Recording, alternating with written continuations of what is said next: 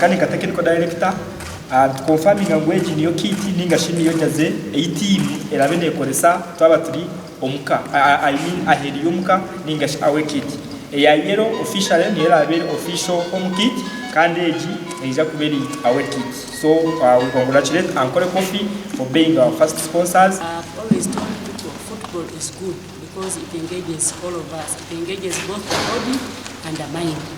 Football, we work hand in hand with games.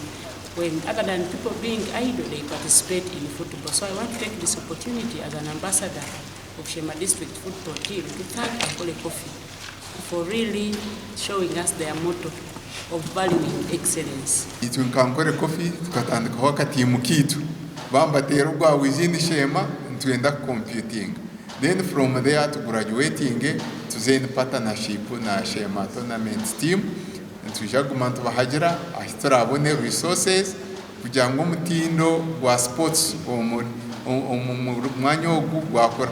In fact ni twabanze iki cyayi cyahariye bakabatura mbiba mu goals nizo twagwira mu kakodi uko kubyara goal things zakubagandira kakodi twakozise abashuma kubize kushara yabarema urugogwe goroze byo mazaguma ho mu cyayi. Twashemererwa okubanjura Ankole Coffee kandi eri product ya ACPCU nka company niyo nk'ekitongole okwija on board kikatwegitaho okumakinga sure ninga shokorebuka ngo kijo mu community kandi cyahagire by'imizano eby'imizano mu community nibiyamba abantu kwegita nibiyambe imyito okuba bize kandi bitungure talanta zabo kandi zoyongerana no kutungura umwanya aho ko nizana kimwe kuba nebaho abantu bijo mwanya gwitumba gure bintu biwaho.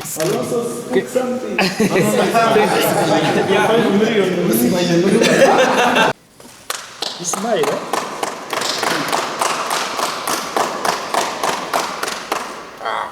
Now you come with the photo.